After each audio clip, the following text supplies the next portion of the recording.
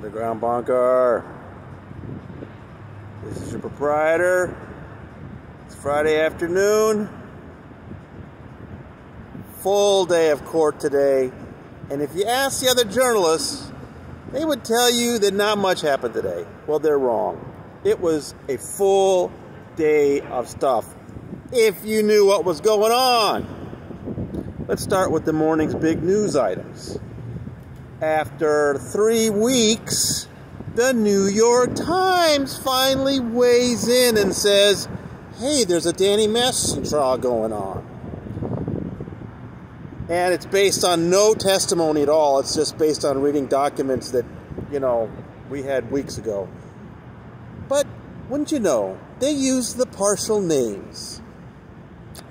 And that's the other big news item today. You may have seen my story this morning where I talked about these partial names and how I've been spending more than a year trying to talk to news organizations about how using those partial names is a complete violation of their policies of naming sexual assault victims. It makes no sense.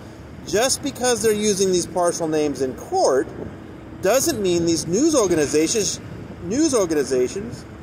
should be using them in their stories. It's just, I don't know, it's maddening. But as I said this morning, I found out I'm not the only one sending emails and trying to point this out to news organizations. A law firm started doing it. And once I realized which law firm that was, I realized it was a big story. Yes, David Boies, I had heard, had an interest in this case, and he is now representing Jane Doe 2 and Jane Doe 3, and they said they're representing them just for their rights during the criminal trial. Okay, whatever you say. I have a feeling there's going to be a change in the civil case, but I do not have that nailed down. Anyway, I know many of you pointed out that David Boies has got lots of baggage with the Theranos thing and Weinstein and all that, but here's what's important. David Miscavige cannot be happy that one of this country's most well-known litigators has gotten himself involved in the Danny Masterson case. That's really what matters. So I'm interested to see what happens with that later on. So that was the big news this morning. We started testimony, and today's first witness was Dr. Mindy Mechanic, who was an expert on sexual assault trauma. She spoke fast. I did my best. I had to paraphrase some of her things. But I wanted to point out a couple things about what she said. She was a blind expert. What that means is she did admit she had some slight understanding of what this case was, but she purposely stayed away. She didn't talk to any witnesses. She didn't talk to any of the victims.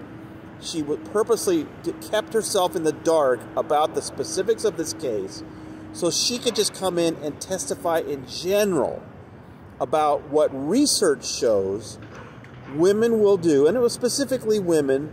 I know men can be the victims of sexual assault, of course, but specifically how women react to being sexually assaulted by a partner, not a stranger, a partner. And she was very effective, I thought, and I asked around. Other people thought she was very, very as well. That she presented testimony based on research that it's normal for there to be post-assault contact when the perpetrator is a partner in a relationship. It's not unusual.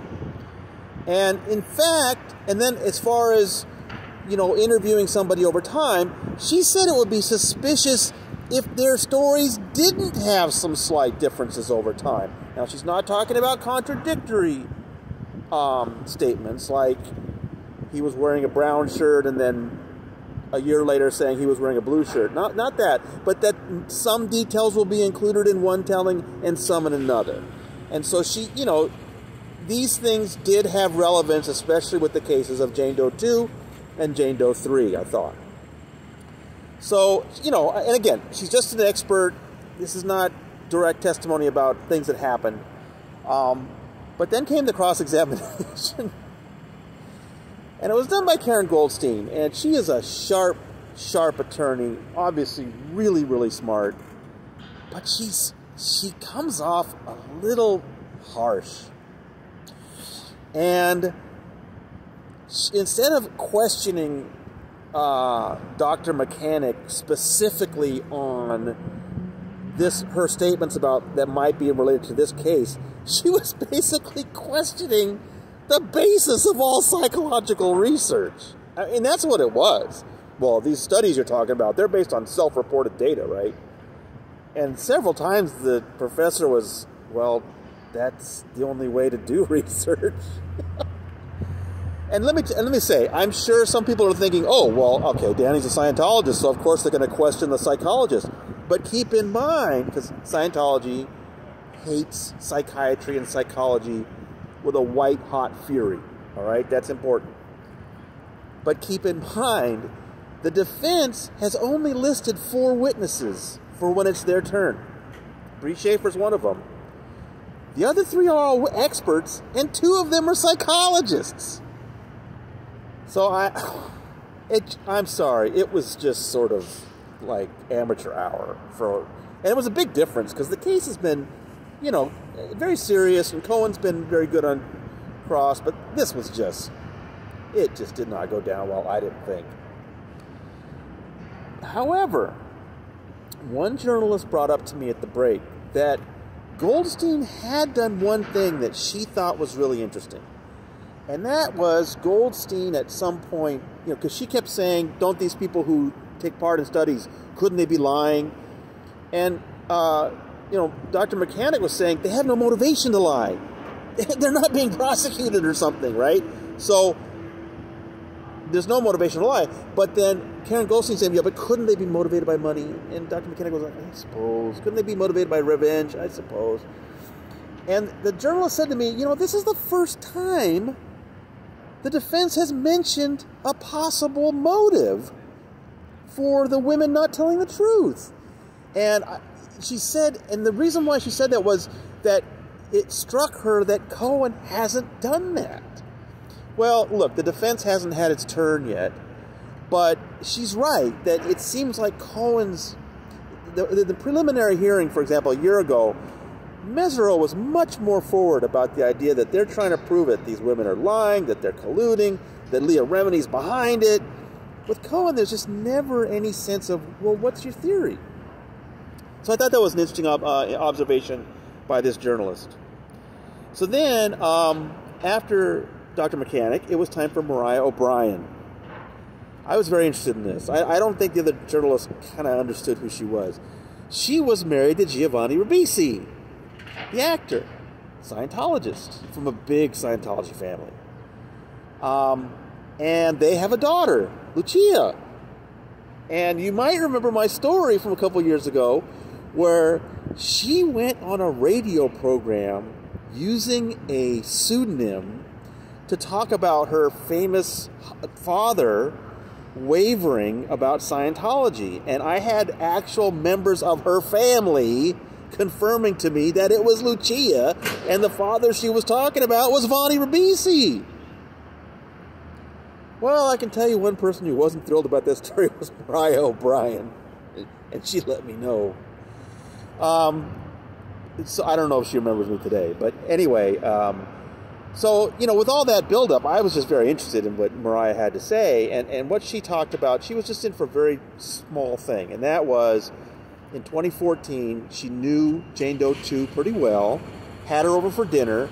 Somehow the subject of Danny Masterson came up, and Jane Doe 2 blurted out that he had raped her, and she left.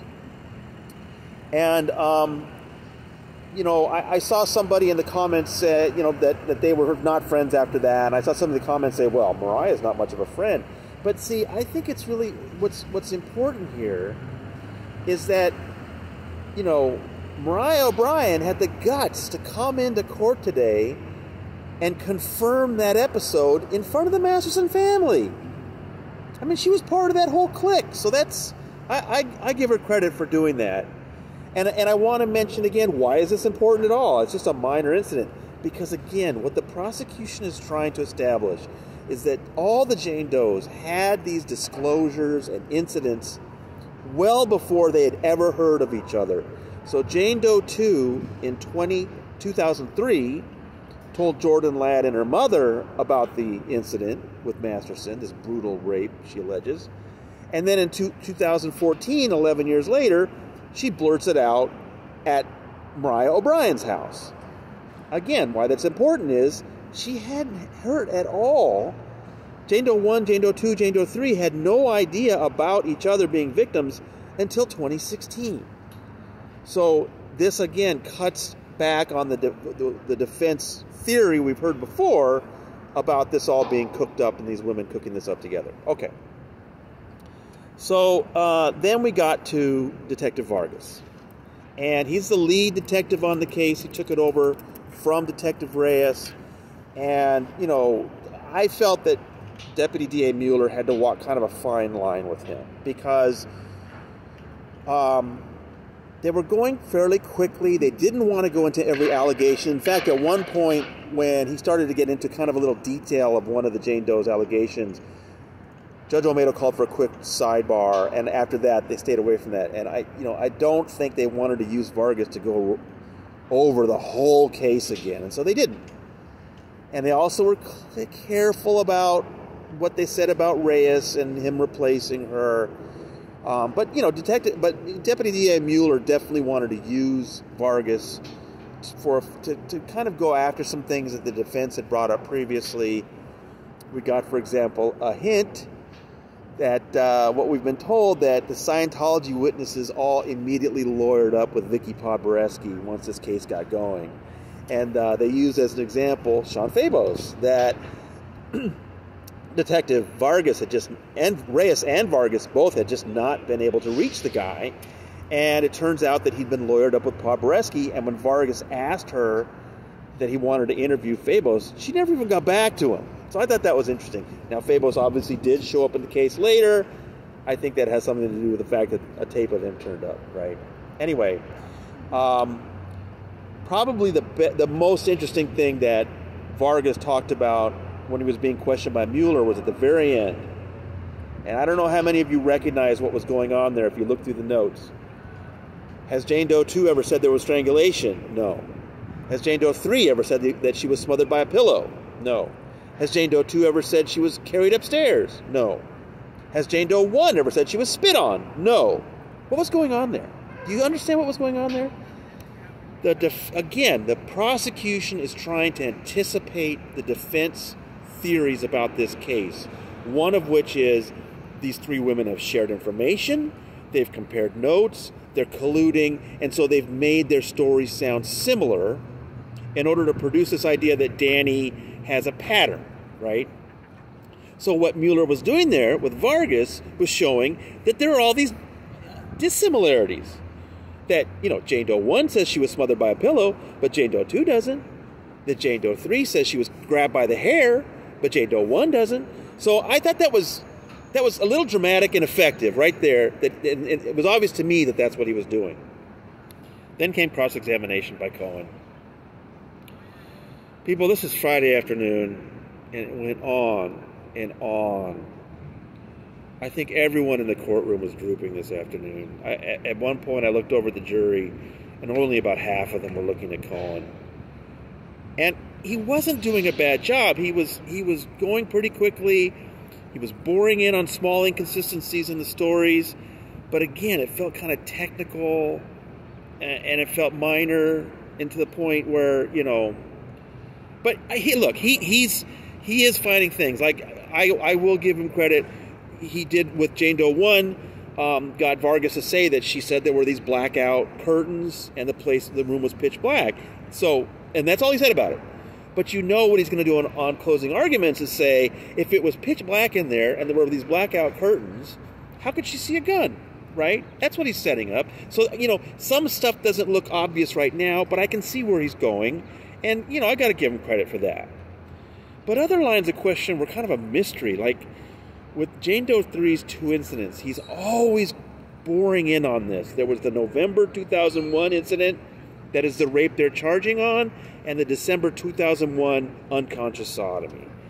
And it just makes you wonder, when is he ever going to explain how the prosecution chose one over the other is an issue. He just never gets there. It all feels like kind of a wind-up, because I would think from the jury's perspective it is, well, who cares how they chose one over the other? They're both horrible incidents, and one they've decided to charge him with rape on. It's frustrating that Cohen is doing this, and it's hard to see where he's going. Maybe it'll all become clear in argument, and then I'll have to, admit that that's the case. Could be. Who knows? All I know is it's Friday afternoon. We're so tired. Everybody crawled out of there.